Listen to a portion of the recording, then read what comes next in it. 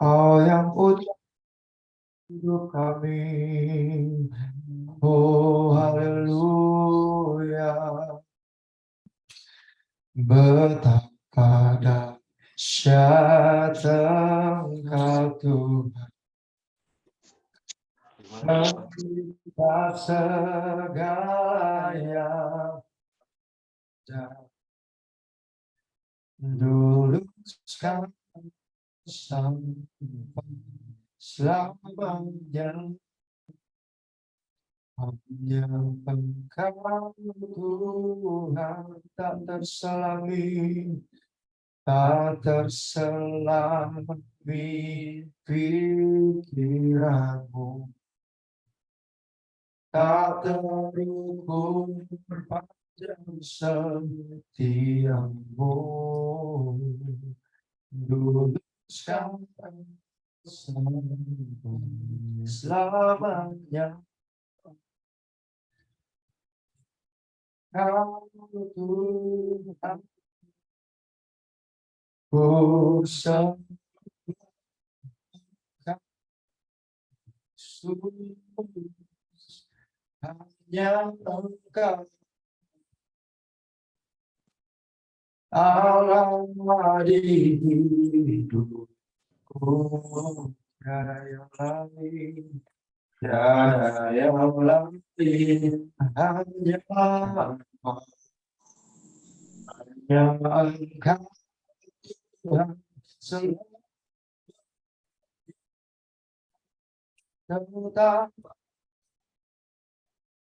pulang. Semua bergoncang, tak tergoyahkan, kau tetap.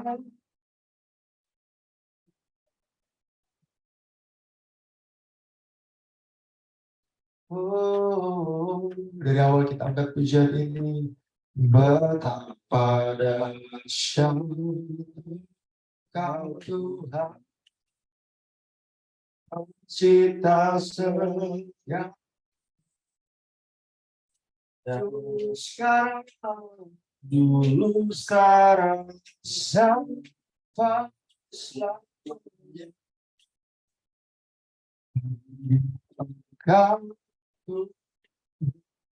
tetap selami, tak terselami pikiranku, tak terukur, tak terukur segala setiamu.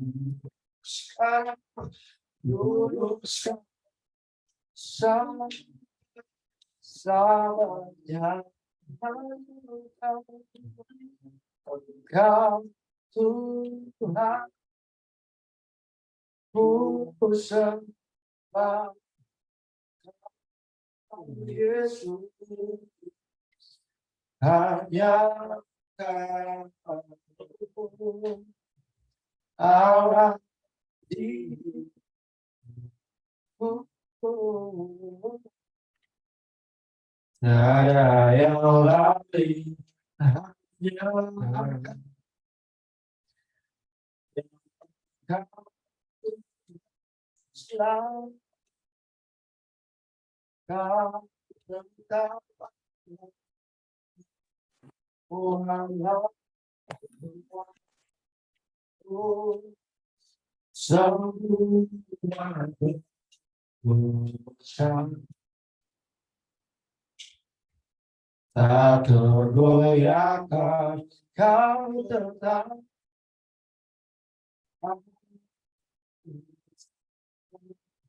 Ku sembah Yesus, hanya Engkau di hidupku. Tiada yang lain,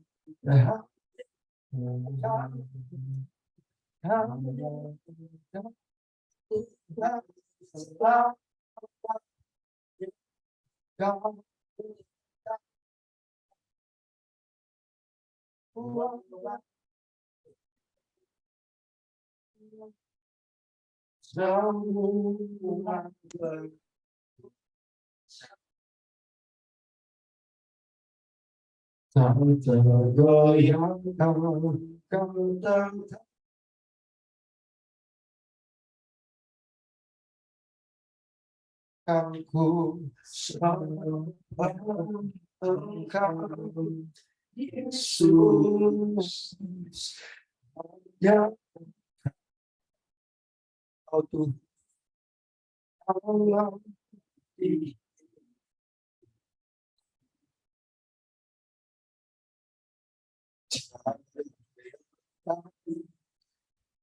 ya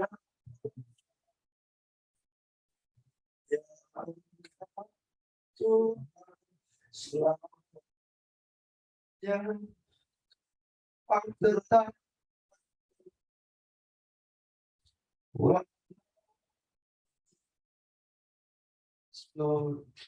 semua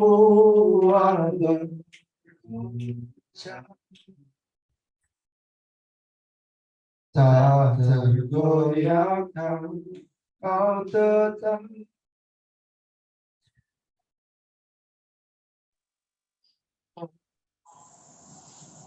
setia, kau tetap Allah kami.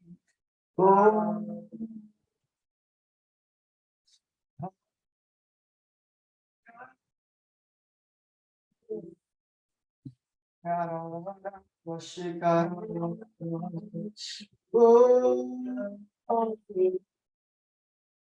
kau tetap kami, kau tetap Tuhan kami.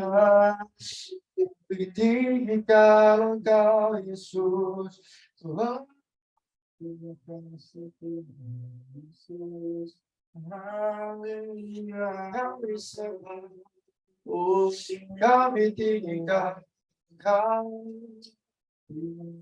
Terima kasih Tuhan. Ya Rabbah. Terima kasih karena mari sama-sama kita sembah.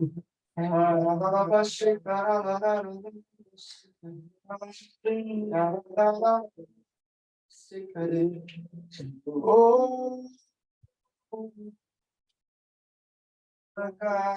kami berterima kasih Tuhan. Haleluya.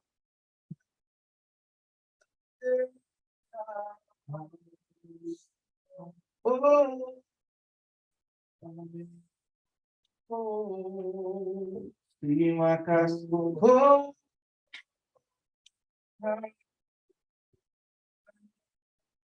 kami saling Yesus. Oh,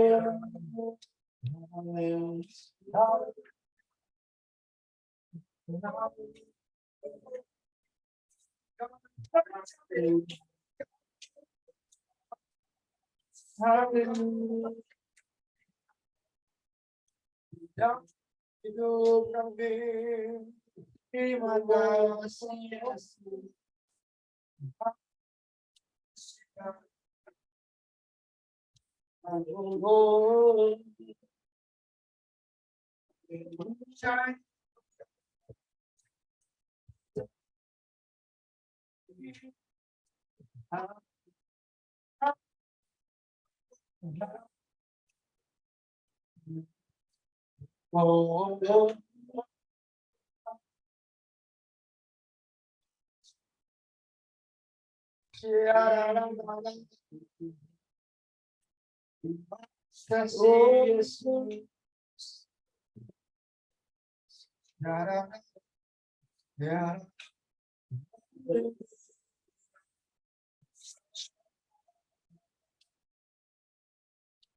Oh, terima kasih Tuhan.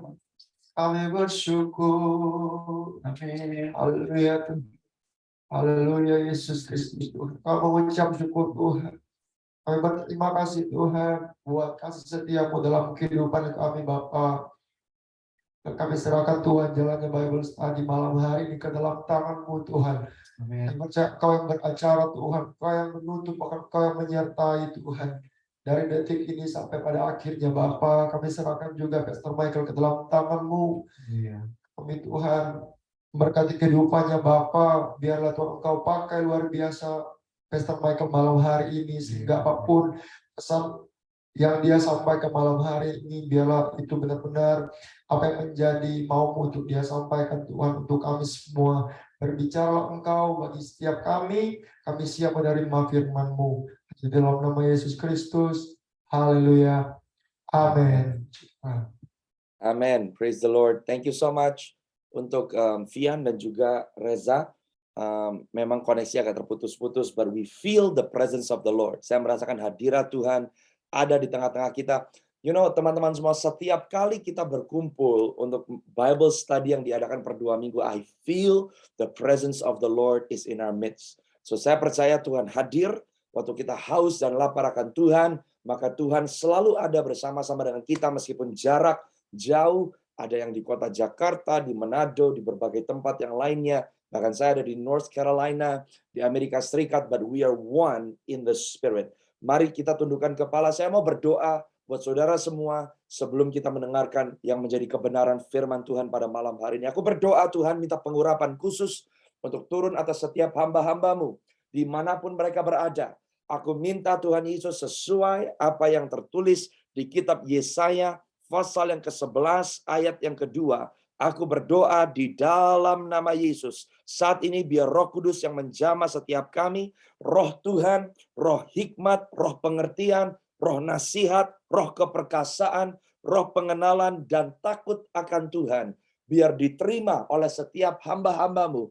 Aku berdoa biar mata rohani kami malam hari ini Tuhan buka, supaya kami boleh menangkap yang menjadi rahasia-rahasia kebenaran firman-Mu, yang mentransformasi cara berpikir kami, yang menguatkan langkah-langkah kami, yang memberikan kepada kami perlengkapan senjata rohani, supaya hidup yang kami jalani hari lepas hari dipenuhi dengan kuasa, otoritas ilahi, dan kami boleh mengalami kemenangan lepas kemenangan. Kami berdoa biar kami boleh bangkit menjadi tentara-tentara Tuhan yang tidak gampang diombang-ambingkan, tidak gampang dikalahkan. Tapi aku berdoa ada kekuatan ilahi yang membuat kami terus berlari dengan kencang, meraih setiap janji-janji Tuhan yang tersedia di sorga bagi kami. Bapa, kami berdoa biar Engkau mentransformasikan hidup kami, biar kami menjadi sisa-sisa the remnants of God di akhir zaman ini. Dan kami rindu Tuhan supaya menjadi mandat kehendak Tuhan lewat hidup kami digenapi dengan sempurna. Terima kasih bahwa setiap kami dipilih, dipanggil, dikhususkan, ditetapkan oleh Tuhan untuk melakukan perkara-perkara yang besar. Tuhan, untuk kami belajar bersama-sama malam hari ini, the gospel of the kingdom, yang menjadi Injil kebenaran kerajaan Tuhan.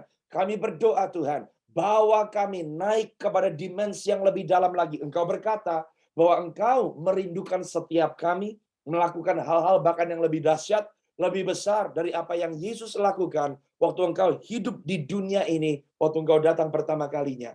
Tuhan, kami berdoa biar kami menjadi generasi anak-anak Tuhan yang melakukan, menggenapi, yang menjadi isi hati Tuhan. Terima kasih Tuhan untuk keselamatan yang kami terima oleh karena kasih karunia, the mercies of God. Dengan cuma-cuma kami terima. Tapi kami bersyukur bahwa ada upah yang menanti kami. Dan Engkau memanggil kami untuk berlari di dalam pertandingan iman kami. Engkau memanggil kami untuk melakukan pertandingan the good fight of the faith. To run the race. Oleh sebab itu Tuhan, kami percaya this is the generation. Kamilah generasinya. Di mana kami akan melihat the fullness of Christ. The fullness of your glory. Kepenuhan dari kemuliaan Tuhan akan termanifestasi lewat hidup setiap kami. Bapa Surgawi, aku berdoa malam hari ini, siapapun yang sakit di Zoom meeting ini, Tuhan Engkau sembuhkan di dalam nama Yesus. Kalau saya melihat ada saudara, siapapun engkau, if you have a sinus problem, ada problem di dalam sinus saudara. It's like, saudara have a problem yang akhirnya give migraines, pusing. In the mighty name of Jesus, aku berdoa, receive your healing right now. Di dalam nama Yesus. Di dalam nama Yesus, Bapakku berdoa, biar kuasa-Mu mengalir. Tidak ada satupun dari anak-anak-Mu yang sakit. Engkau memberikan kepada kami kesehatan yang diperbaharui.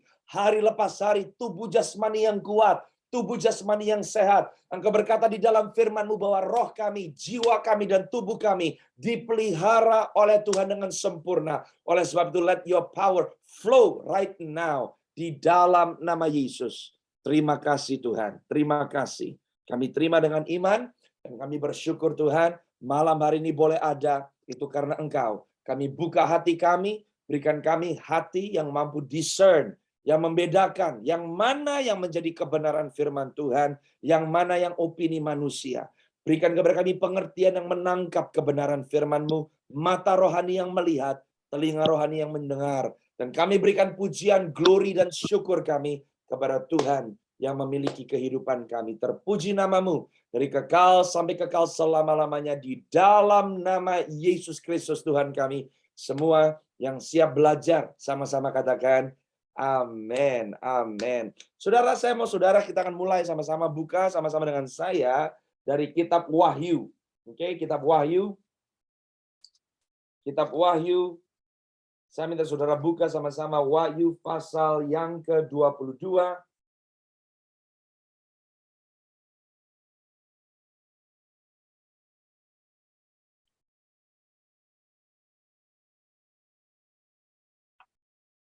Oke. Wahyu pasal yang ke-22.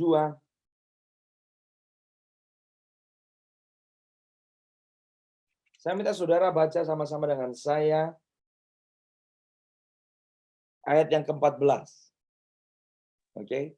Saya mau saudara tangkap sesuatu malam hari ini. Saya akan mau buka dengan beberapa ayat firman Tuhan. Yang pertama, waktu kita bicara tentang Injil Kerajaan Sorga. Yang pertama yang saya mau katakan adalah saudara, banyak di hari-hari ini doktrin yang menyatakan bahwa sekali selamat, tetap selamat. Nggak usah bikin apa-apa, kasih karunia Tuhan cukup.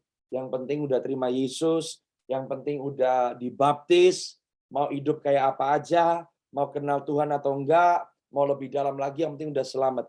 Saya mau katakan that doctrine is not true. Nggak benar, saudara. Ada bukti ayat firman Tuhan yang di mana? Yang pertama, Wahyu pasal yang ke-22, ayat yang ke-14, firman Tuhan berkata seperti ini.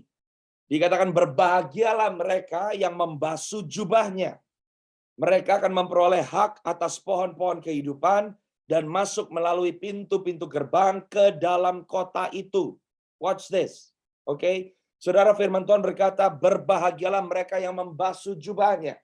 Waktu saudara dan saya terima Yesus sebagai Tuhan dan Juru Selamat kita diperbaharui, kita terima jubah keselamatan kita. Tapi saudara tahu, menurut ayat firman Tuhan ini, jubah kita bisa kotor.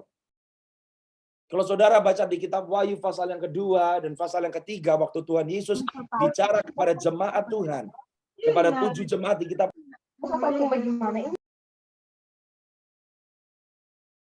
Waktu Tuhan Yesus bicara kepada jemaat-jemaat di kitab Wahyu, di Wahyu pasal yang kedua, Wahyu pasal yang ketiga, tahukah saudara, Tuhan Yesus berkata kepada salah satu dari jemaat itu, dikatakan bahwa jangan sampai ada orang yang mencuri jubahmu. Jangan sampai jubahmu jadi kotor. Jadi saudara, mungkin tuh seseorang yang sudah mengenal Yesus, berjalan di dalam imannya di dalam Yesus, jubahnya jadi kotor. Makanya kita harus mengizinkan the work of Holy Spirit, pekerjaan Roh Kudus yang memperbaharui saudara dan saya setiap hari. Yang mengerti katakan amin.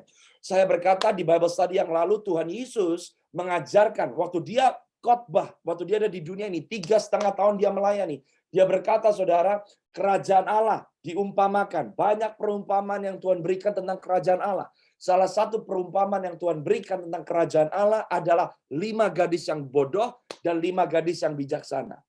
Saudara, perhatikan kehidupan 5 gadis yang bodoh dan 5 gadis yang bijaksana. 10-10-nya semuanya kenal sama the coming bridegroom. Mereka kenal sama mempelai yang laki. Kalau mereka nggak kenal sama mempelai yang laki, mereka nggak nunggu. Ada orang berpikir bahwa 5 gadis yang bodoh itu berarti nggak kenal. Mereka juga dikenal. 10-10-nya diundang kepada perjamuan kawin. Mereka diundang kepada perkawinan dari mempelai laki-laki yang mereka nantikan akan segera datang. 10-10-nya. Tapi firman Tuhan berkata yang 5 bijaksana, yang 5 bodoh. Kalau Tuhan Yesus berkata hal kerajaan sorga seumpama, artinya apa saudara? Bahwa ada yang bodoh, ada yang bijaksana. Itu realita yang Tuhan Yesus sampaikan. Kenapa penting kita diskusikan dan kita belajar sama-sama tentang the gospel of the kingdom, seperti yang kita pelajari di Bible study yang lalu. Tidak cukup kita hanya memberitakan bahwa Yesus datang, dia mati di atas kayu salib, dia bangkit dari antara orang mati. Yohanes pasal yang ketiga ayat yang ke-16 berkata, barang siapa percaya kepada Yesus Kristus karena Allah sungguh mengasihi dunia ini, barang siapa percaya kepada anaknya yang tunggal, tidak akan binasa tetapi memperoleh hidup yang kekal. Katakan amin. Tapi nggak cukup berhenti di situ.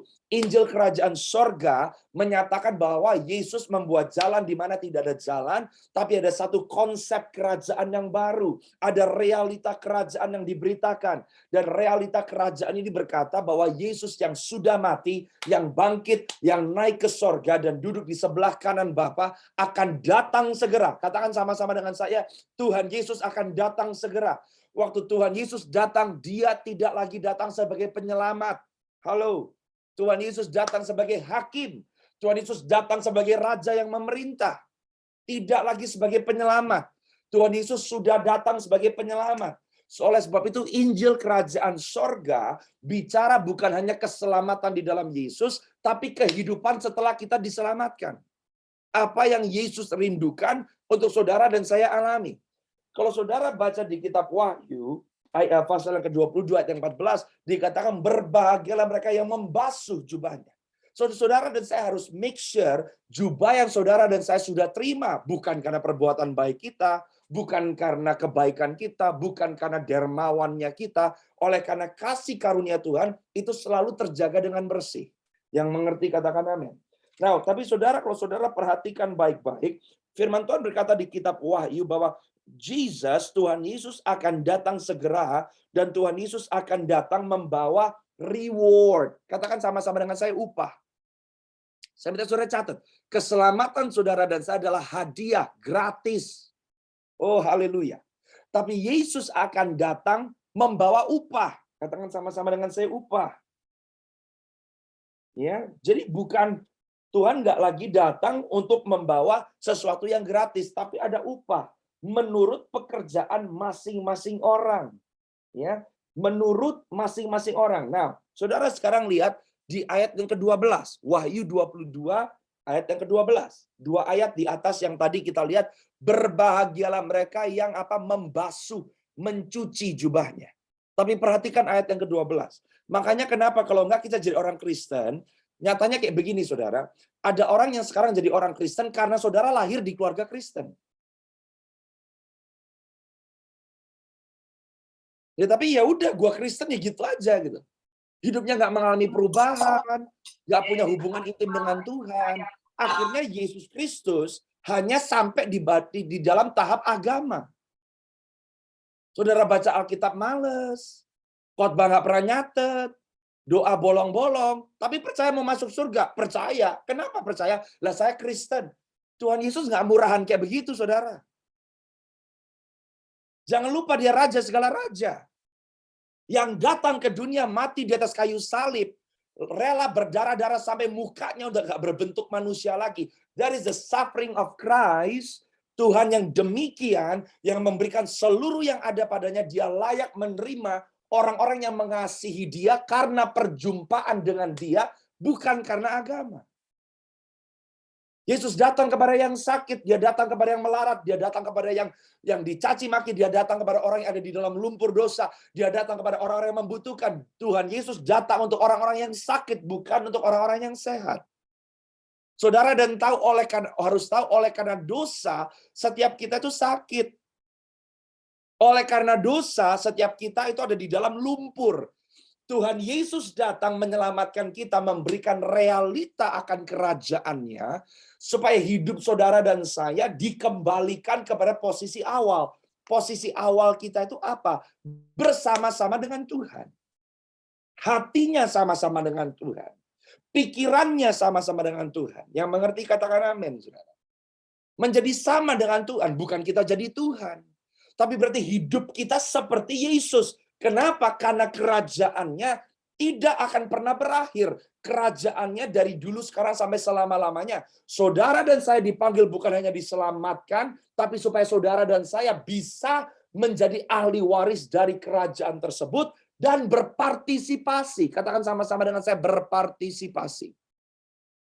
Wahyu 22 ayat yang ke-12 ngomong seperti ini. Sesungguhnya aku datang segera dan aku membawa upahku. Catat, bukan hadiah.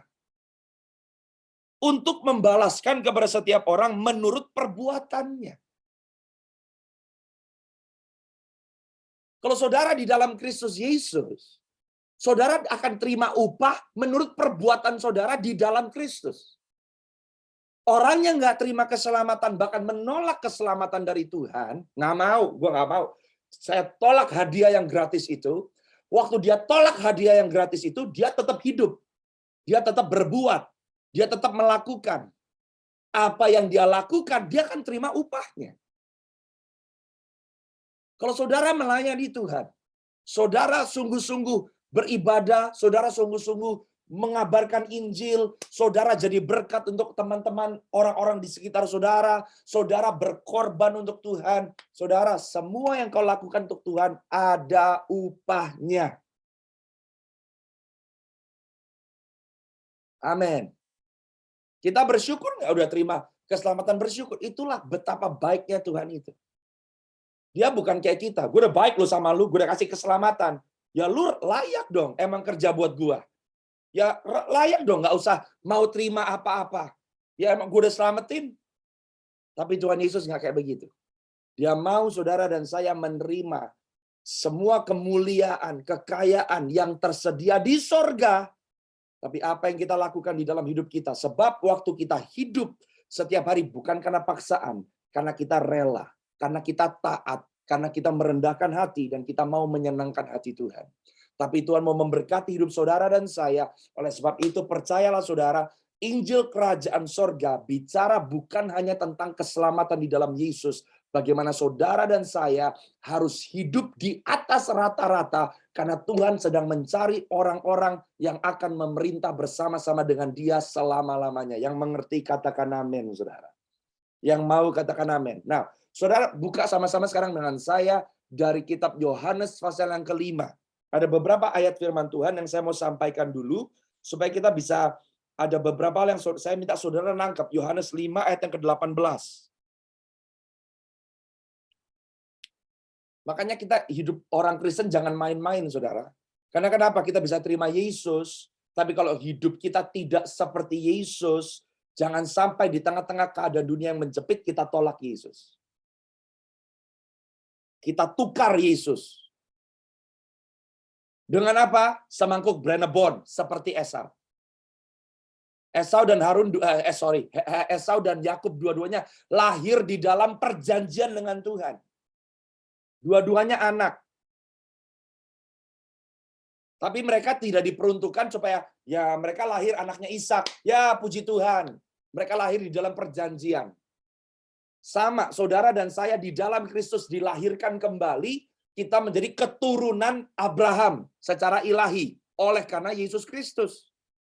Tapi destiny Tuhan untuk Esau dan Yakub sebetulnya bukan hanya mereka lahir sebagai anaknya Ishak, tapi mereka mengambil bagian di dalam rencana Tuhan yang besar. Tapi fakta dan kenyataannya, oleh karena semangkuk Brenebon, sup kacang merah buatannya Yakub, Esau tukar. Akhirnya dia kehilangan destiny-nya. Banyak orang Kristen berpikir seperti ini. Oh, aku udah lahir baru. Udahlah, yang penting masuk surga. Mau jadi tukang sapu kek, mau ada di pelataran kek, yang penting gua masuk surga. Saya mau berdoa, saya berkata kalau saudara masih berpikir seperti itu, bertobat dalam nama Yesus. Apa yang bisa jamin saudara bahwa saudara masuk? Kita percaya kita terima tiket, udah terima Yesus, tapi hidup kita sembrono, tidak kenal Tuhan. Akhirnya saudara ada di dalam kekekalan nanti. Kalau saudara berpikir di sorga, hanya nyanyi-nyanyi, hidup nggak jelas gitu. Saudara salah, sorga nggak kayak begitu. Saudara harus mengerti kerajaan sorga itu lebih advance, seperti lebih advance, lebih maju, lebih tinggi daripada di bumi. Di sorga ada sistem pemerintahan Tuhan. Di sorga tidak ada yang nganggur, sebab Tuhan kita adalah Tuhan yang very meticulous. Dia memimpin umatnya dan dia punya planning for eternity. Saudara dan saya diajak untuk bisa bekerja sama dengan dia. Di mana dia ada, saudara dan saya duduk bersama-sama dengan dia. Tapi saudara harus mengerti, nggak cuma masuk surga. Di situ banyak orang yang nyesel. Kenapa? Berpikir selama di bumi yang penting masuk surga. Saudara, saya berulang-ulang kali katakan, jangan sampai kita kehilangan posisi yang terbaik yang Tuhan sudah sediakan, dan kita akhirnya hanya menerima yang rata-rata saja. Tapi go all the way with Jesus. Hidupi hidupmu seperti di dalam pertandingan. Makanya Paulus bilang, hidup yang aku hidup ini bukan aku lagi nih. Aku mau menghasilkan buah. Dia orang kaya, orang terpelajar. Setelah dia kenal Yesus, dia babak belur oleh karena Yesus. Tapi dia bilang gak ada bandingannya dengan kemuliaan yang menanti. Amin. Tapi banyak orang Kristen kayak kita pikirannya kayak begitu. Paulus kenal Yesus bukan dari kecil. Dia nyadar seharusnya mati tuh, dia bunuhin orang Kristen, dia tolak Yesus waktu dia kenal siapa Yesus. Waduh, hidupnya total berubah. Tapi banyak dari kita yang udah bisa kenal Yesus dari kecil.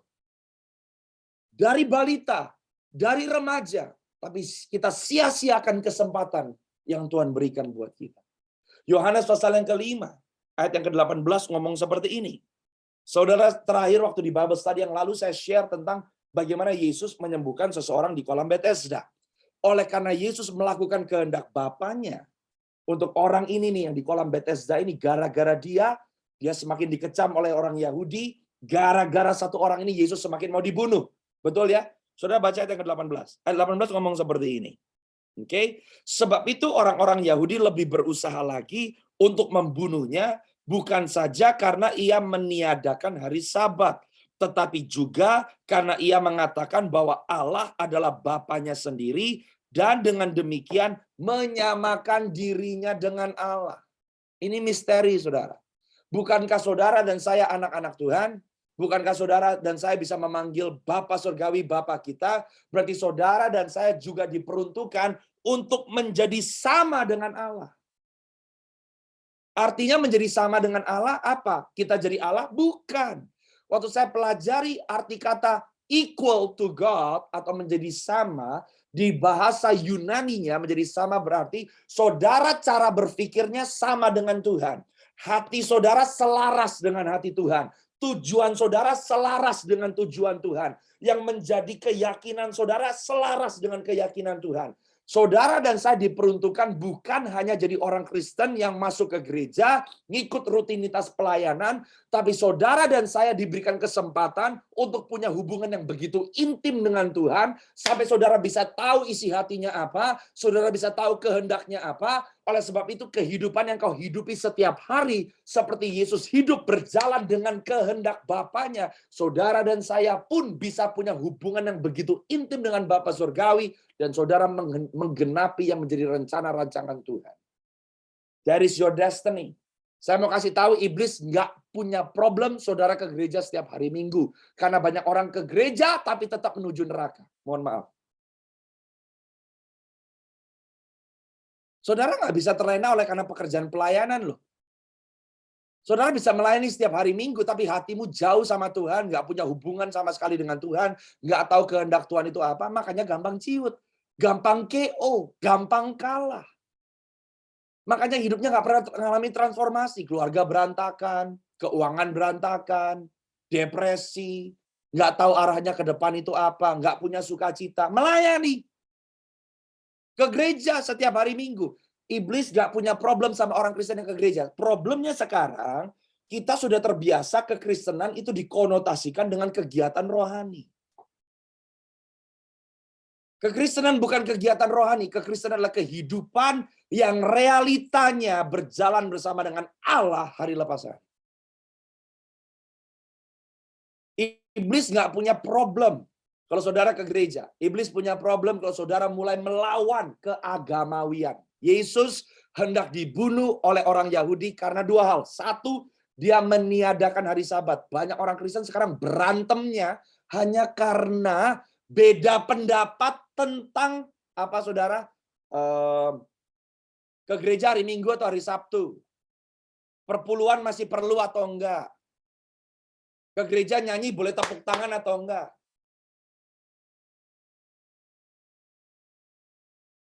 Kita dipermasalahkan dengan hal-hal yang sebetulnya nggak menguntungkan sama sekali loh. Kalau saudara mau menguntungkan, kau menangkan jiwa nggak? Menyembuhkan yang sakit nggak? Ngelihat mujizat terjadi nggak? Terobosan terjadi nggak? Engkau melepaskan orang-orang yang terbelenggu atau enggak? Iblis punya problem sama orang-orang yang begitu. Sekarang kita berpikir pelayanan berhasil kalau orangnya banyak. Siapa bilang kalau orangnya banyak ngumpul tapi semuanya masuk neraka? So nomor satu, iblis punya problem dan saudara akan mulai dipersekusi. Saudara akan mulai ditindas oleh musuh waktu engkau melawan keagamawian dan engkau menjadikan kehidupan rohanimu menjadi satu kenyataan hidup, perjalanan hidup yang engkau bisa terapkan hari lepas hari, bukan hanya sekedar melakukan aktivitas agama. Yang nomor dua, iblis akan mulai problem sama saudara kalau saudara mulai memiliki persekutuan dengan Tuhan, di mana saudara bisa berseru, Aba ya Bapa, dan saudara punya hubungan yang real, Bapak dan anak. Engkau minta, dikasih. Engkau berdoa, didengar. Dan apa yang kau lakukan, itu tepat seperti yang menjadi kehendak Tuhan. So saya berdoa saudara, masuk lebih dalam lagi. We are preaching the gospel of the kingdom. Tuhan Yesus tidak pernah mengkhotbahkan, terima aku, selamat gitu aja. Nggak usah bikin apa-apa. Hore, Tuhan nggak pernah khotbah kayak begitu. Tapi Injil kerajaan yang dikhotbahkan Yesus. Kamu terima hadiah, keselamatan karena percaya kepada Yesus. Hidup takut akan Tuhan. Bukan kamu lagi yang hidup, tapi Yesus yang hidup di dalam kamu. Hidup kamu menghasilkan buah. Lakukan kehendak Bapa, kasihi Tuhan maksimal dengan segenap hati, pikiran, jiwa, kekuatanmu. Kasih sesamamu lebih daripada kau mengasihi dirimu sendiri. Itu yang dikhotbahkan oleh Yesus. Karena Yesus akan datang segera dan dia akan menjemput mempelainya yang siap, bukan semua orang Kristen.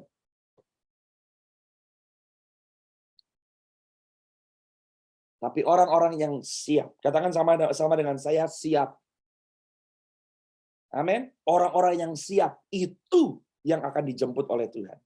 Saudara perhatikan bahwa saudara tahu bahwa pesan karya salib Yesus itu pesan peperangan.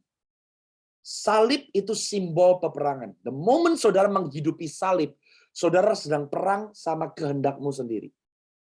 The moment saudara pikul salib, engkau sedang perang dengan dagingmu. The moment engkau berkata tiap hari aku mau pikul salib, engkau sedang perang dengan sistem dunia ini. Waktu engkau berkata aku mau pikul salib, engkau sedang perang dengan sistem dunia ini yang membawa kesesatannya. So, kalau saudara mau berjalan di dalam perjalanan yang real dengan Tuhan Yesus, engkau harus expect peperangan akan terjadi setiap hari. Amin. Waktu Yesus naik di atas kayu salib, Yesus itu sedang berperang. Berperang melawan kehendaknya sendiri. Berperang melawan tipu muslihat iblis. So walking alive, picking up the cross atau memikul salib, saudara sedang mempersiapkan diri untuk melakukan peperangan rohani. Itu peperangan rohani yang sebetulnya. Peperangan rohani itu bukan cuma saudara, oh yes kita ikat ini, ikat itu. Yes, itu penting. Tapi waktu engkau memutuskan setiap hari untuk taat kepada kehendak Tuhan, pikul salib, lakukan kehendak Tuhan, engkau ada di dalam peperangan. Makanya Yesus berkata, peperanganmu bukan lawan darah dan daging. Betul? Tuhan berikan setiap perlengkapan senjata Allah. Gimana cara pakai senjata Allah? Taat. Ketaatan adalah cara saudara memakai senjata Allah. Waktu engkau mentaati kehendak Tuhan, engkau nggak perlu takut musuh apapun yang menantang saudara tidak bisa berhasil. Sebab waktu engkau taat kepada Tuhan, penundukan diri kepada kehendak Tuhan, memberikan perlindungan ilahi Tuhan. Yang mengerti katakan amin. Jadi banyak orang aduh takut, nginjil takut, nanti ditimpukin gimana? Nanti dicerca gimana? Nanti dibunuh gimana? Kebalik saudara. Semakin kau melakukan kehendak Tuhan dan taat akan kebenarannya, maka saudara harus tahu bahwa engkau ada di dalam jurisdiksi perlindungan kuasa supranatural Tuhan. Semakin engkau hidup ketakutan, engkau mikirin sendiri keuanganmu gimana, engkau mikirin tentang keselamatanmu sendiri. Makanya Yesus bilang apa? Kalau kamu mencoba mempertahankan hidup kamu, kamu malah kehilangan nyawamu. Tapi kalau kamu siap kehilangan nyawamu, kamu memperoleh nyawamu. Itu misteri kan? Artinya apa? Waktu engkau memposisikan dirimu berkata, aku mau taat yang menjadi kehendak Tuhan, di situ kuasa supranatural Tuhan akan turun atas saudara. Ayatnya di mana? Saya minta saudara buka sama-sama dengan saya. Roma pasal yang ke-8. Roma pasal yang ke-8 ayat yang ke-18.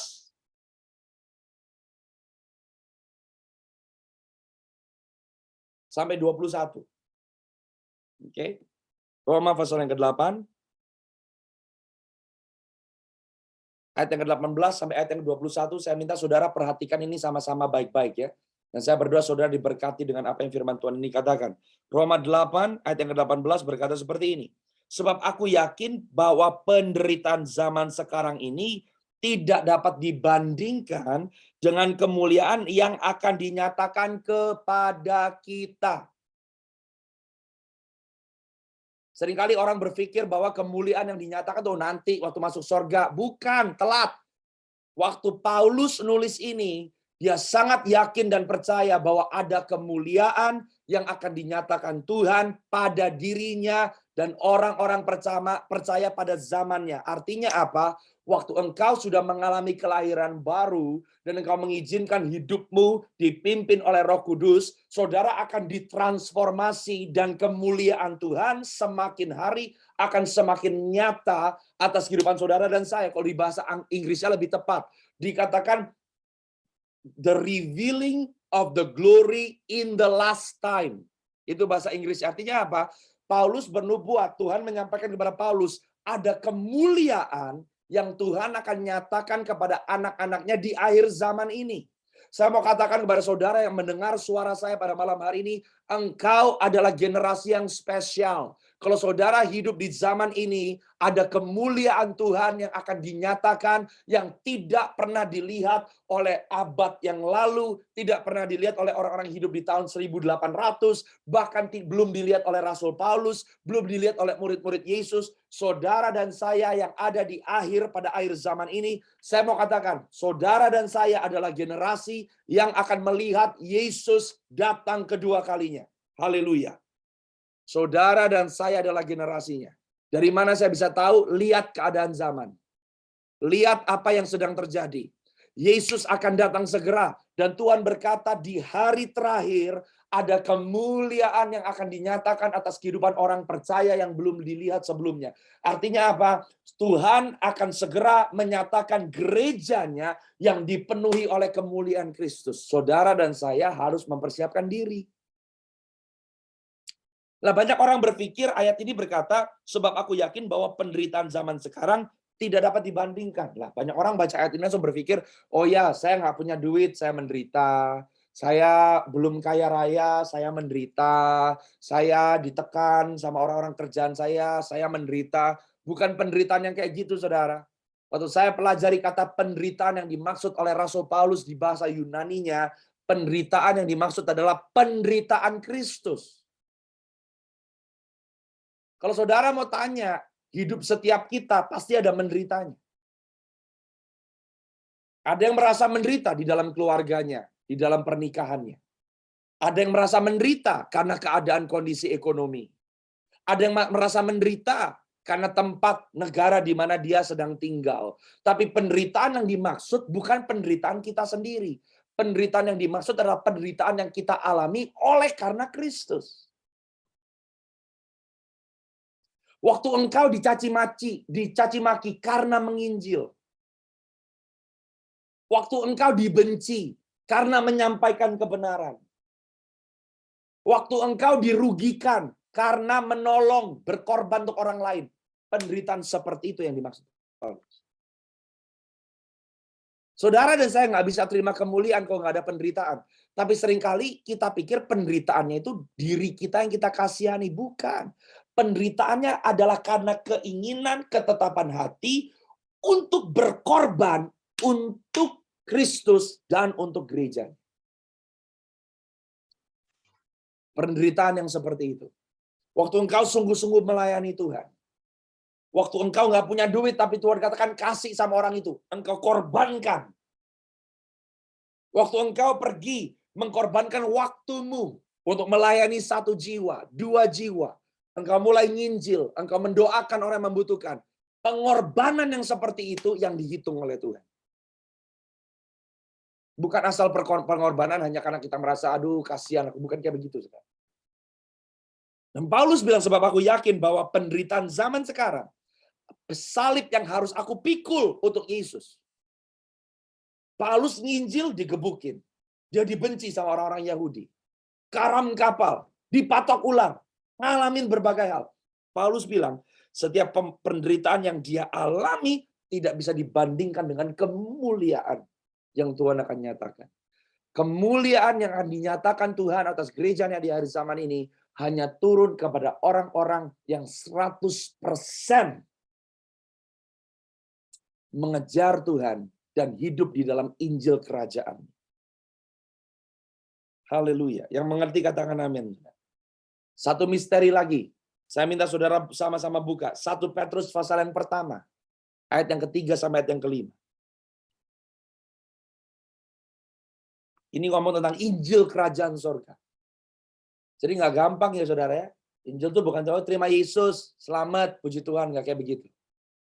Tapi bagaimana kita hidup setelah kita menerima keselamatan dari Yesus, itu adalah bagian dari Injil. Jangan sampai kita kehilangan keselamatan ini. Jangan salah artikan perkataan saya, Yesus tidak perlu naik ke atas kayu salib lagi, keselamatannya sempurna oleh karena kasih karunia Tuhan. Tapi kasih karunia yang kita terima, bahwa kita baru di pintu masuk. Bagaimana kita jalan di dalam pertandingan setelah terima Yesus, itu menentukan. Yang mengerti katakan amin. 1 Petrus pasal yang pertama, ayat yang ketiga sampai yang kelima. Nah, saudara perhatikan ya. Saudara lihat deh ayat yang pertama dan yang kedua. Ini Petrus tulis surat kepada orang yang sudah percaya loh. Petrus ngomong seperti ini. Saya baca ayat yang satu dan kedua dulu. Salam. Dari Petrus, Rasul Yesus Kristus, kepada orang-orang pendatang yang tersebar di Pontus, Galatia, Kapadokia, Asia Kecil, dan Bitinia. Yaitu orang-orang yang dipilih sesuai dengan rencana Allah, Bapa kita, dan yang dikuduskan oleh Roh, supaya taat kepada Yesus Kristus dan menerima percikan darahnya. Kiranya kasih karunia dan damai sejahtera makin melimpah atas kamu. Berarti ini Petrus nulis ke orang percaya atau bukan? Orang percaya. Ini bukan surat terbuka penginjilan. Dia tulis kepada murid-muridnya. Dia tulis kepada orang-orang yang Petrus sudah pernah Allah layani terlebih dahulu. Nah sekarang ayat yang ketiga sampai ayat yang kelima ngomong apa? Ini misteri, baca saudara. Dikatakan, terpujilah Allah dan Bapa Tuhan kita Yesus Kristus, yang karena rahmat-Nya yang besar telah melahirkan kita kembali oleh kebangkitan Yesus Kristus dari antara orang mati kepada suatu hidup yang penuh pengharapan. Ayat yang keempat. Untuk menerima suatu bagian yang tidak dapat binasa, yang tidak dapat cemar, yang tidak dapat layu, yang tersimpan di sorga bagi kamu. Waktu saudara terima Yesus, saudara dilahirkan kembali, Petrus bilang nih, kamu punya satu hal yang tersembunyi di sorga, yang disediakan buat kamu. Kamu harus terima. Selama kamu hidup di bumi ini, kamu harus terima. Waktu kamu lahir baru, belum otomatis terima. Waktu kamu dilahirkan kembali, kamu punya pengharapan untuk menerima suatu hal ini yang disimpan di sorga. Apa itu saudara? Ayat yang kelima. Yaitu kamu yang dipelihara dalam kekuatan Allah, karena imanmu. Lihat ya. Orang percaya imannya terpelihara waktu kekuatan Allah termanifestasi. Oleh sebab itu saya mau katakan, jangan jadi orang Kristen yang hanya natural. Jadi orang Kristen yang supranatural. Engkau harus alami 9 karunia Roh Kudus. Engkau harus alami kuasa Roh Kudus. Karena di akhir zaman ini, di tengah-tengah tekanan, di tengah-tengah keadaan dunia yang semakin hari semakin tidak baik, saudara dan saya harus hidup di dalam realita kerajaan sorga, supaya iman saudara dan saya terpelihara sempurna. Saudara yang ada di Indonesia khususnya, berapa banyak saudara lihat dan baca banyak orang yang meninggalkan imannya di dalam Yesus? Banyak orang yang meninggalkan imannya di dalam Yesus hanya karena apa? Oh, saya baca buku ini. Oh, saya pelajari ini. Engkau nggak bisa kenal Tuhan hanya karena pengetahuan nalar. Engkau harus kenal Tuhan karena kuasanya yang bekerja dalam hidup saudara. Dunia akan percaya bahwa Yesus Kristus adalah Tuhan satu-satunya yang dulu, sekarang, sampai selama-lamanya tetap sama waktu saudara dan saya mendemonstrasikan kerajaannya.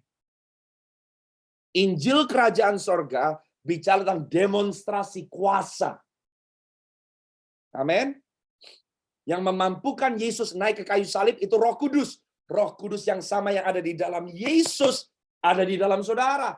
Waktu saudara hidup di dalam dinamika kerajaan Allah, di situ dunia akan percaya bahwa Yesus yang hidup, yang sudah mati dan yang bangkit, yang naik ke sorga ada di dalam saudara. Saudara perhatikan. Saya minta ajak saudara mikir ya, tentang gambar profetik nih. Bangsa Israel keluar dari Mesir, mereka nyebrang Laut Merah. Betul? Cross. Salib, cross. The cross. Bahasa Inggrisnya waktu mereka keluar dari Mesir, masuk ke padang gurun, they cross over the Red Sea. Salib itu bicara tentang menyeberang. Oke? Saudara lihat salib. Nyebrang. Orang Israel keluar dari Mesir, nyebrang Laut Merah kepada padang gurun. Banyak orang Kristen terima keselamatan, nyebrang Laut Merah. Kalau bukan karena Tuhan yang buka Laut Merah, itu udah pasti mati, dibunuh sama Firaun. Betul? Kalau bukan karena kasih karunia Tuhan yang cuma-cuma, dia mati di kayu salib, kita akan mati oleh karena dosa. Mesir bicara tentang dosa, kita akan binasa selama-lamanya. Oleh karena Yesus Kristus, oleh karena darah anak domba, kita keluar dari Mesir ke padang gurun. Pertanyaan saya, orang-orang yang keluar dari Mesir di padang gurun banyak yang mati, betul? Di padang gurun mereka belajar siapa Tuhan, siapa mereka di dalam Tuhan. Oh, Tuhan yang menyelamatkan mereka itu patut disembah. Oh, Tuhan yang mereka sembah itu punya sistem. Tuhan yang mereka sembah mau menyatakan kemuliaannya. Dia mau menjadikan orang Israel ini semua menjadi bangsa yang imam rajani. Haleluya. Tapi mereka tolak. Di Gunung Sinai yang naik cuma Musa, betul? Orang Israel ketakutan, nggak mau Musa, nggak mau, gua nggak mau dengar suara Tuhan, takut. Banyak yang menggerutu, nggak percaya kuasa Tuhan. Selamat keluar dari Mesir, tapi mati di padang gurun. Jangan sampai saudara dan saya sudah terima Yesus, tapi kalau saudara dan saya tidak ditransformasi, jangan sampai kita mati di padang gurun. Mungkin saudara nggak tinggalin Yesus. Engkau tetap percaya sama Yesus. Tapi engkau tidak menerima keseluruhan dari janji Tuhan. Sebab engkau diselamatkan bukan hanya supaya masuk surga. Tapi supaya engkau menerima tanah perjanjian. Semua yang menjadi identitas Allah dalam hidupmu. Engkaulah imamat yang rajani. Bangsa pilihan Tuhan. Umat yang dikuduskan Tuhan. Engkau mempelai Kristus. Engkau pahlawan-pahlawan. Supaya engkau hidup di dalam realita hidupmu di dalam kerajaan. Yang mengerti katakan amin. Waktu mereka mau masuk ke tanah perjanjian, mereka harus nyebrang lagi. Betul? Mereka nyebrang apa? Mereka nyebrang yang namanya Sungai Yordan. Itu mereka ngalamin transformasi lagi loh, saudara. Sampai mereka masuk di tanah perjanjian, mereka jadi orang-orang yang ahli berperang.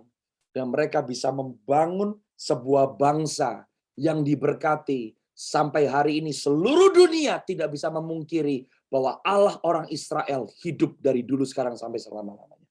Dari mana kuasa Tuhan dinyatakan? Lewat umatnya. Saudara dan saya diperuntukkan seperti itu. Yang mengerti katakan amin. Ya, saudara kembali nih ke ayat yang kelima, 1 Petrus 1. Kamu yang dipelihara dalam kekuatan Allah karena imanmu, sementara kamu menantikan keselamatan yang tersedia untuk dinyatakan pada zaman akhir. Keselamatan apa itu? Di ayat yang ketiga, Petrus sudah ngomong, kamu udah diselamatkan, dilahirkan kembali oleh karena kebangkitan Yesus. Tapi di ayat yang kelima, Petrus ngomong, kamu yang dipelihara dalam kekuatan Allah karena imanmu, sementara kamu menantikan keselamatan yang tersedia untuk dinyatakan pada zaman akhir. Oh, haleluya. Ini misteri. Untuk saya pelajari kata keselamatan di ayat yang kelima. Saudara tahu apa yang dimaksud? Saudara dan saya akan dilindungi oleh Tuhan. Diprotek oleh Tuhan. Dikhususkan oleh Tuhan. Artinya apa? Di akhir zaman ini, kalau saudara dan saya hidup di akhir zaman, saudara jangan takut sama antikrisnya. Percaya bahwa kuasa Tuhan akan jaga anak-anaknya di tengah masa sulit yang dialami dunia. Dunia bisa ngalamin resesi, perang boleh terjadi, penyakit sampar boleh terjadi, tapi saudara dan saya hidup di dalam kerajaan yang tidak tergoncangkan. Tapi saudara harus jadi orang-orang yang berjalan di dalam kuasa supranatural Tuhan terlebih dahulu. Amin. Amin. Dan arti kata keselamatan bicara tentang apa? Tidak ada satu pekerjaan iblis yang bisa berhasil atas keluargamu, atas anak-anakmu, atas keuanganmu. Saudara bisa hidup di dalam satu kemenangan hari lepas hari yang gilang gemilang. Dan itu hanya bisa terjadi waktu saudara dan saya menghidupi identitas kita sebagai warga kerajaan sorga. Seringkali kita orang Kristen pun, kita lebih sadarnya kita warga negara Indonesia. Kita warga negara Amerika. Kita lupa bahwa kita warga negara kerajaan sorga. Makanya waktu badai terjadi, keadaan yang berat terjadi, wah kita gampang goyah. Kita lupa siapa kita di dalam Kristus. Dan apa yang tersedia buat kita di mana? Katakan sama-sama saya, tersedia di sorga.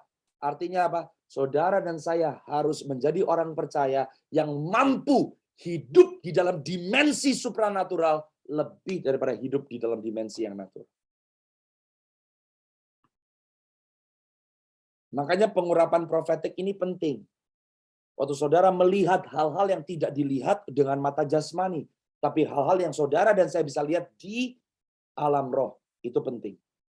Sebab itu semua adalah realita. Katakan sama-sama dengan saya, realita. Alam roh adalah realita. Lebih real daripada apa yang saudara bisa pegang di alam jasmani ini. Bagaimana saudara bisa masuk di alam yang spiritual waktu engkau membangun hubungan dengan Yesus Kristus. Di dalam doa, membaca, merenungkan firman-Nya, diam di hadirat-Nya, bersekutu dengan Dia.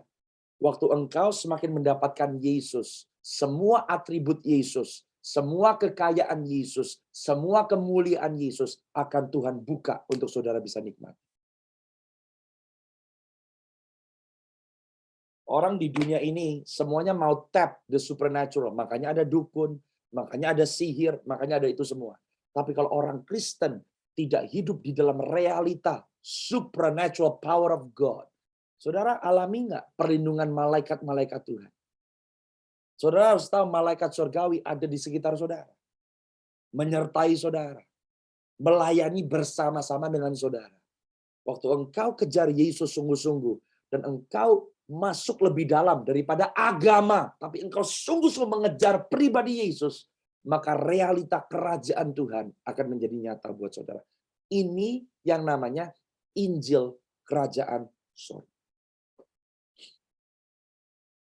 Bukan hanya Injil keselamatan, tapi Injil Kerajaan Sorga.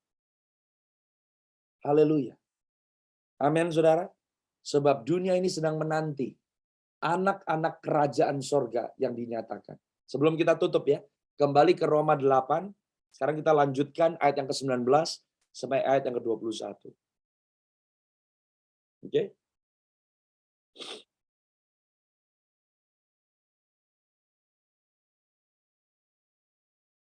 Kalau saudara baca kitab Wahyu bukan tentang antikris, kitab Wahyu bukan tentang cawan murka.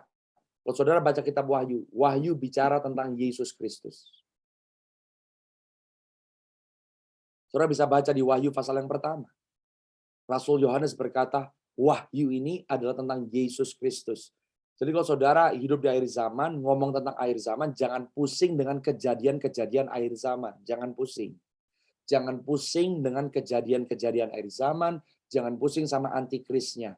Fokuskan mata hatimu kepada Yesus. Semakin Yesus nyata dalam hidup saudara, maka pewahyuan akan diberikan kepada saudara. Makanya saudara dan saya harus menjadi orang-orang yang hidup di dalam pewahyuan. Punya pewahyuan itu penting. Kalau engkau baca Alkitab masih bosen, nggak tahu Alkitab ngomongnya apa, minta Roh Kudus, kasih aku pewahyuan supaya aku nangkep apa yang Tuhan lagi mau bicara sama aku hari ini. Harus sampai di dimensi itu, saudara. Kalau saudara dan saya tidak hidup di dalam wahyu, makanya hidup kita nyasar terus. Seharusnya orang percaya itu nggak ada loh, ke gereja nggak dapat apa-apa, kosong, lesu, terus saya lemah. Baca Alkitab, baca apa? Nggak dapat apa-apa, nggak ngerti. Itu bukan yang menjadi destiny saudara dan saya. Roh Kudus diberikan kepada saudara dan saya, supaya saudara dan saya bisa hidup di dalam gairah kemenangan orang percaya. Terima Roh Kudus jangan cuma maunya bahasa roh doang. Nah, kalau saudara udah terima bahasa roh, your prayer language, kita berkata itu bahasa roh, the language of heaven. Bahasa harus dipakai. Makanya kalau berdoa, pray in the spirit. Banyak orang terima bahasa roh tapi nggak pernah dipakai. Pakainya cuma semenit, 3 menit, pas lagi nyanyi, habis satu lagu, WL-nya lagi nyembah-nyembah, ora baba, begitu doang. Bahasa roh nggak dipakai kayak begitu, saudara. Bahasa roh dipakai engkau berdoa, pray in the spirit. Waktu engkau berdoa di dalam bahasa roh, iman muncul dalam hatimu. Kitab Yudas ngomong seperti itu. Saudara dan saya harus belajar pakai realita kebenaran firman Tuhan. Yang mengerti katakan amin, saudara. Keluar dari Kristen agama nggak nyelamatin. Saudara dan saya hanya Kristen agama, kita tetap bisa masuk neraka. Titik.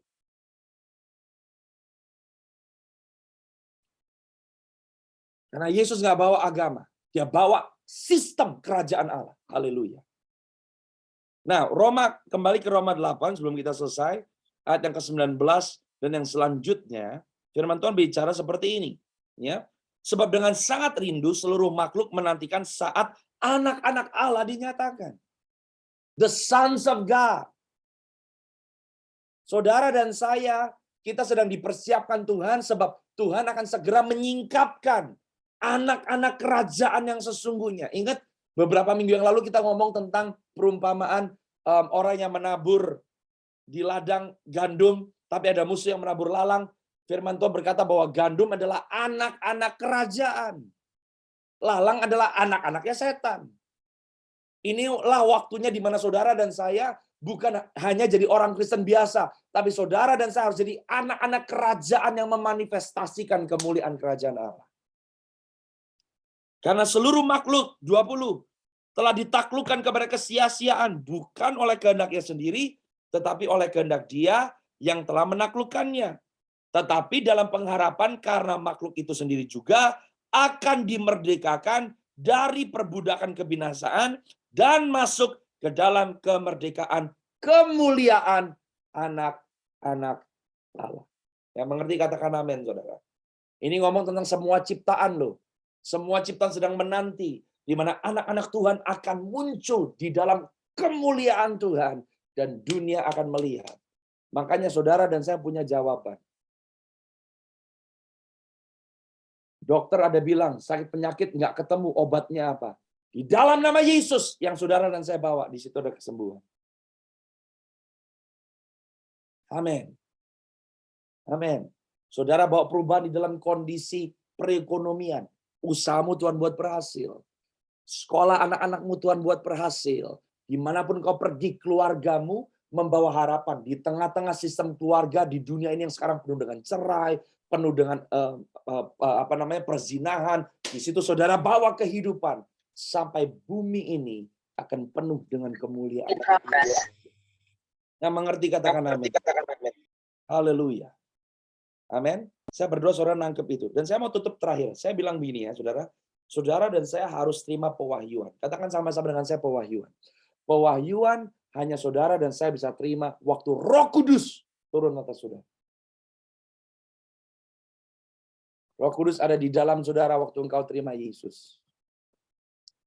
Roh Kudus yang ada di dalam saudara memimpin engkau kepada kebenaran Tuhan. Waktu engkau terima kepenuhan dari Roh Kudusnya, di situ mata rohani, telinga rohani saudara akan terbuka. Saudara akan melihat realita kerajaan surga. Amin. Saudara akan mendengar realita kerajaan surga. Itu perlu saudara. Akhirnya saudara dan saya belajar menjadi orang-orang yang hidup di dalam alam supranatural. Alam supranatural. Oke, satu ayat yang terakhir. Ayat yang terakhir. Buka sama-sama dengan saya 1 Tawarik, saudara. Buka sama-sama dengan saya 1 Tawarik. 1 Tawarik pasal yang ke-12.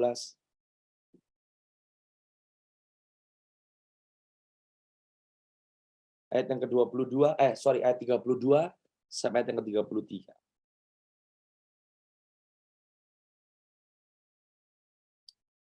Minta pewahyuan dari Tuhan. Kenapa pewahyuan penting?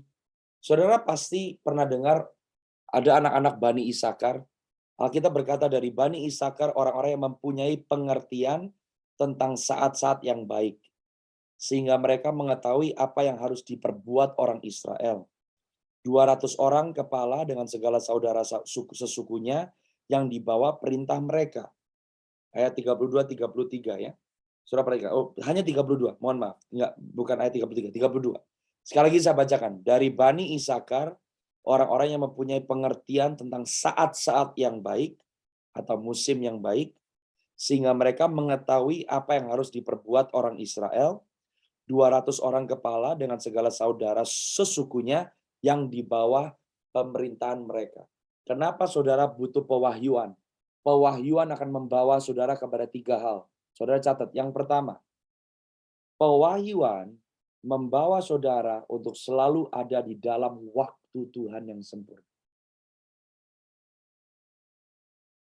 Saudara nggak akan sadar betapa pentingnya untuk hidup sungguh-sungguh di zaman saudara kalau saudara nggak terima pewahyuan.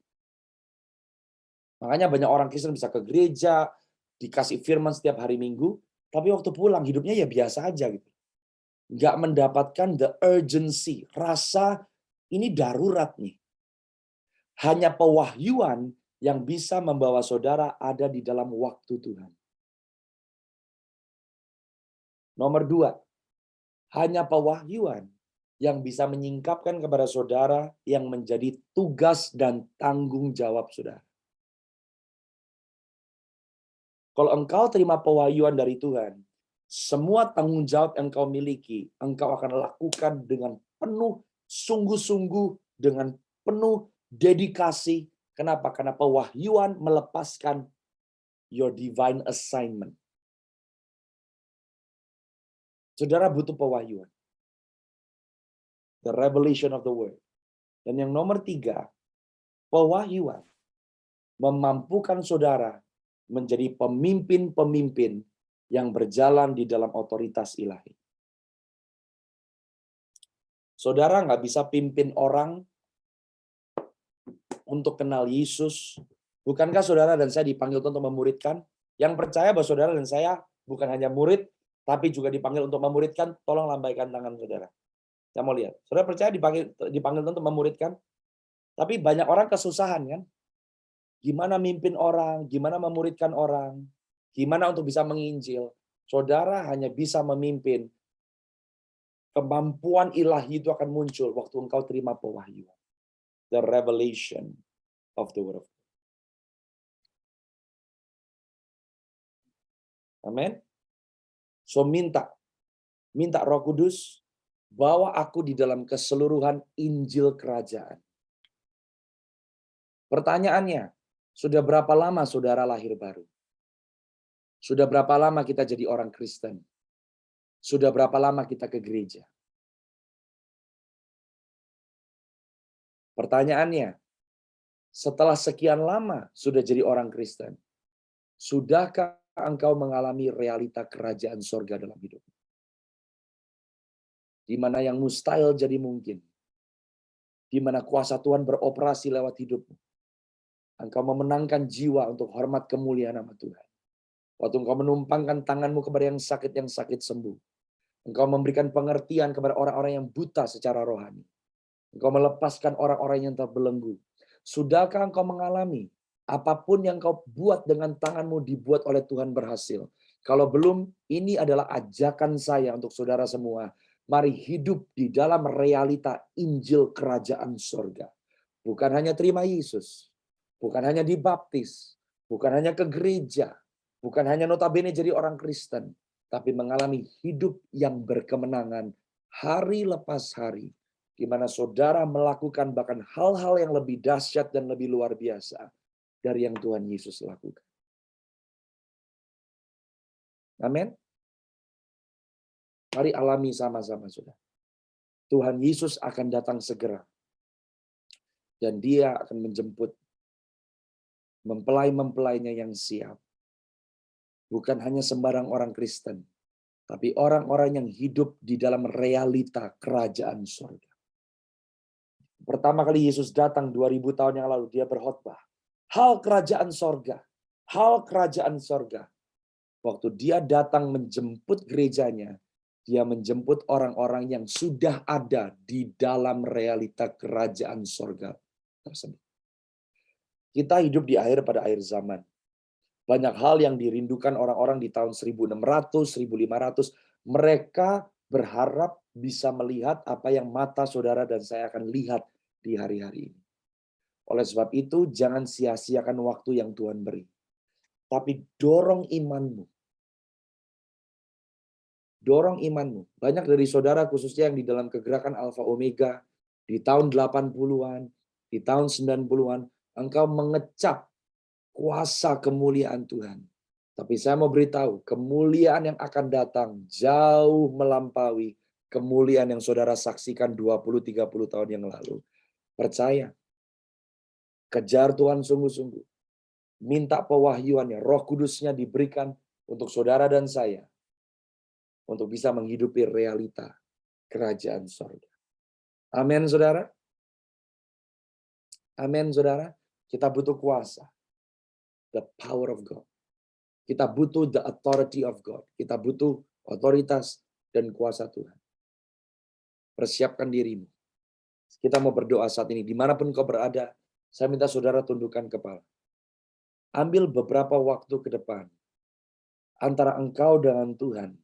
Dimanapun engkau berada pada malam hari. Coba saudara cek sama Tuhan. Sudahkah engkau mengalami realita kerajaan sorga dalam hidupmu? Coba cek. Sudahkah engkau menghidupi dan mengalami the reality of the kingdom of God? Atau mungkin kita Kristen, saudara renungkan, engkau lahir baru, engkau terima Yesus, tapi kehidupan kekristenanmu itu mati. Renungkan. Dan saya mengajak saudara berdoa. Berseru kepada Tuhan. Sampaikan kepada Tuhan yang menjadi kerinduan hatimu. Apa yang engkau minta untuk Bapa Surgawi lakukan di dalam perjalanan kerohanianmu ke depan.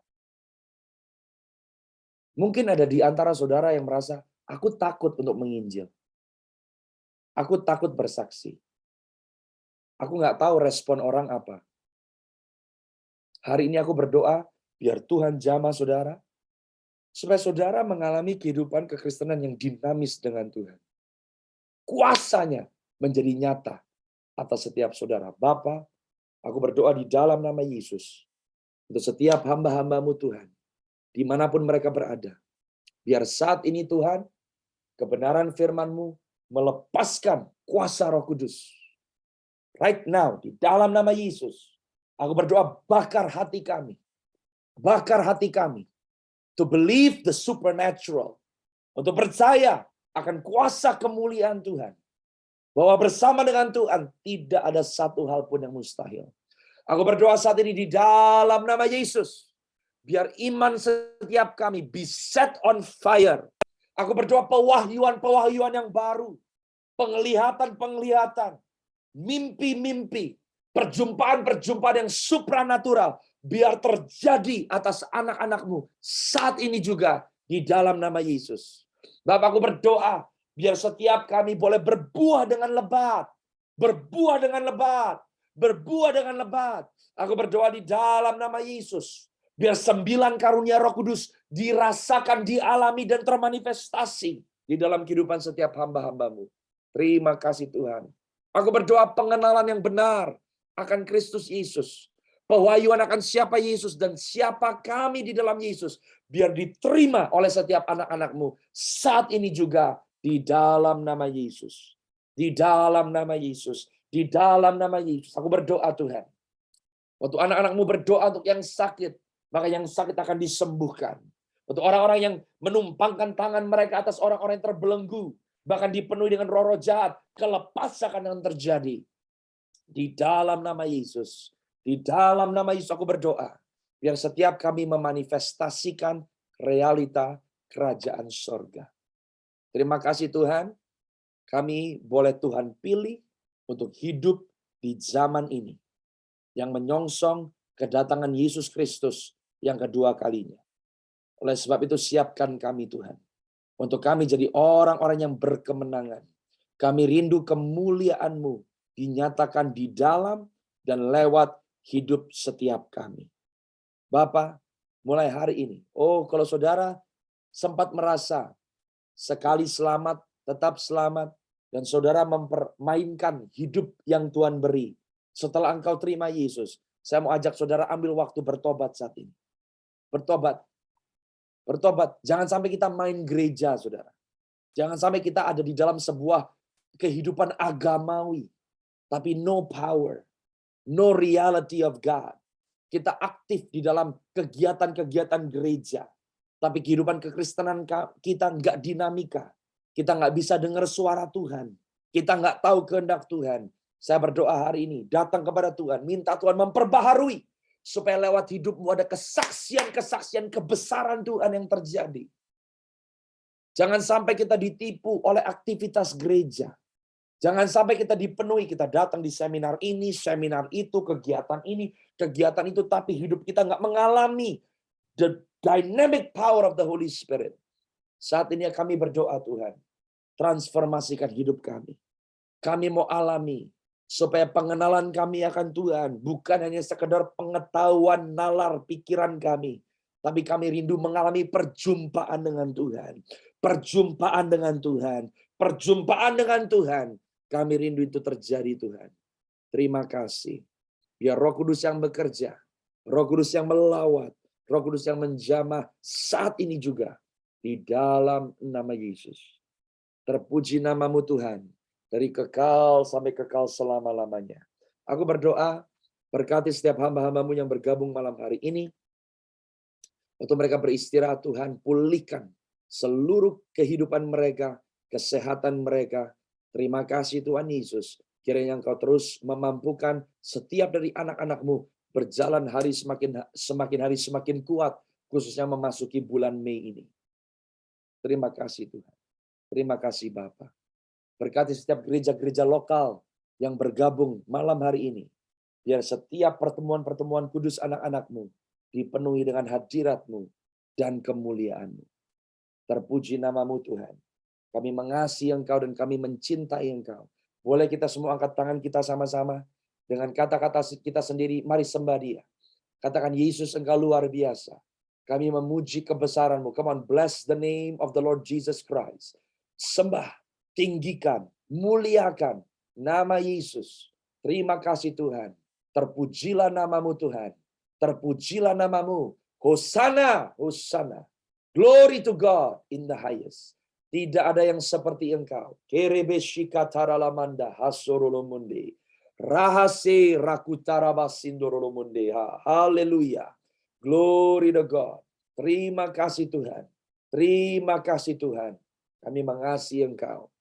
Tuhan berkata, saudara, lihat dengan matamu di bulan Mei ini. Dunia akan melihat deru perang akan mulai terjadi. Deru perang, bangsa-bangsa akan mulai masuk di dalam pembicaraan akan perang lepas perang, peperangan lepas peperangan. Tapi jangan takut, jangan tawar hati, jangan bimbang, sebab Tuhan menyertai engkau. Keadaan dunia tidak akan semakin baik. Keadaan politik tidak akan semakin stabil. Tapi jangan takut. Tuhan akan nampak atas gerejanya, atas umatnya.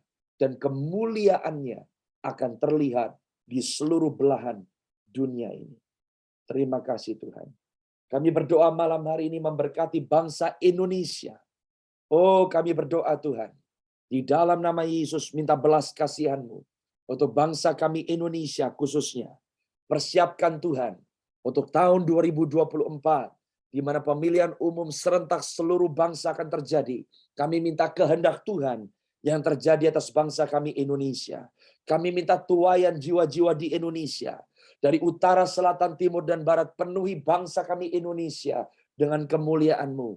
Biar gereja-gereja yang ada di bangsa Indonesia bangkit menjadi mercusuar-mercusuar, di mana di situ ada pengharapan. Kami berdoa biar gereja-Mu muncul dan nampak di Indonesia, Tuhan. Dipenuhi dengan kemuliaan Tuhan. Gereja-Mu bergerak di dalam dimensi otoritas dan kuasa kerajaan sorga. Terima kasih Tuhan. Kami berdoa, berkati bangsa kami Indonesia, gereja Tuhan yang ada di bangsa Indonesia. Terima kasih Tuhan untuk malam hari ini.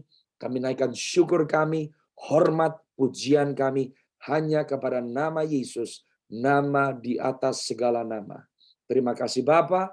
Di dalam nama Yesus, setiap saudara yang percaya, sama-sama katakan, amin. Amin. Terima kasih Pastor. Amin. Praise the Lord. Praise the Lord. Tuhan Yesus memberkati. Saudara, saya ada beberapa pengumuman yang nanti akan diberikan oleh tim Rolam Indonesia.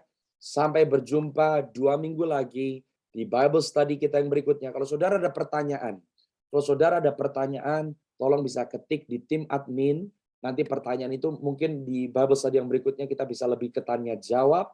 Kita akan jawab beberapa pertanyaan yang saudara miliki. Saya juga mau encourage kalau saudara ada kesaksian-kesaksian, apa yang kau terima dari Bible Study, bagaimana Bible Study ini menguatkan saudara. Tolong saudara bisa tulis, saksikan kepada kita semua. So semua yang bergabung boleh senantiasa dikuatkan oleh kesaksian-kesaksian. Ada beberapa pengumuman penting yang akan disampaikan segera oleh tim kami. Tolong jangan keluar dulu, kasih kita beberapa menit, 2-3 menit. Saya kembalikan ke tim Rolam Indonesia ada di Kota Manado dengan pengumuman-pengumuman. Tuhan Yesus memberkati. Sampai jumpa. Thank di you, Bible Pastor Study. Mike. God bless you. God bless you too. Saya percaya kita semua diberkati lewat Bible Study malam hari ini, amin. Dan biarlah kita semua mengalami realita Tuhan dalam kehidupan kita semua. Oke, jadi ada beberapa pengumuman.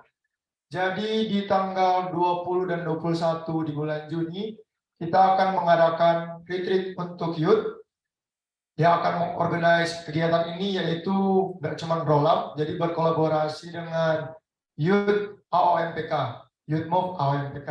Jadi di bulan Juni tanggal 20 dan 21, 2 hari 1 malam lebih tepatnya, kita akan mengadakan retreat untuk youth. Jadi buat teman-teman youth yang berdomisili di Kota Manado, yuk sama-sama kita daftarkan diri. Kita ikut sama-sama dalam retreat kali ini. Dan untuk tempatnya itu di Wisma Lorenzo, Pinelen. Jadi untuk tempat retreat nanti di Wisma Lorenzo, Pinelen. Dan untuk pendaftarannya sebesar 50.000. Jadi buat teman-teman youth yang berdomisili di Kota Manado, yuk sama-sama kita daftarkan diri. Kita sama-sama ikut dalam retreat kali ini dan saya percaya kita akan mengalami sesuatu.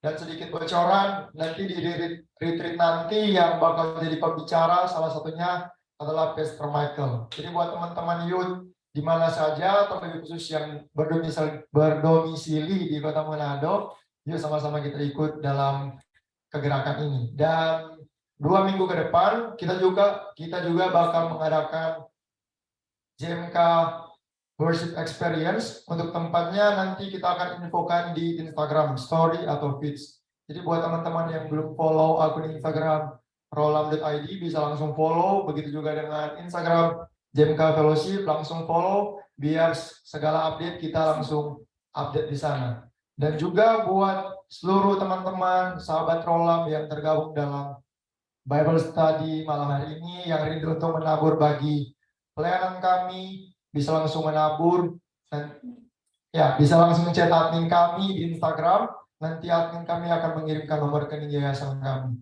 Oke, sebelum kita leave dari Zoom ini, teman-teman bisa open cam dulu karena kita akan mengambil gambar. Oke, dimulai dari slide yang pertama. Udah, semuanya udah open cam. Oke, pada hitungan ketiga, 1, 2, 3. Oke, next slide. Slide yang kedua, udah open cam.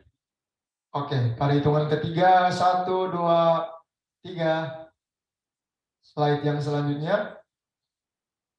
Sekali lagi yang belum open cam di slide yang ketiga bisa open cam. Oke, pada hitungan ketiga, 1, 2, 3.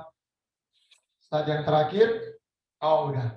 Oke. So, kami sangat mengucap syukur buat teman-teman sekali lagi yang mempunyai kesaksian lewat Bible Study hari ini bisa langsung menghubungi admin kami yang ada di Instagram. Sampai jumpa di Bible Study di 2 minggu akan datang. Tuhan Yesus memberkati kita semua dan Shalom, selamat malam. Amin. Shalom. God bless. Shalom, Tuhan Yesus berkati.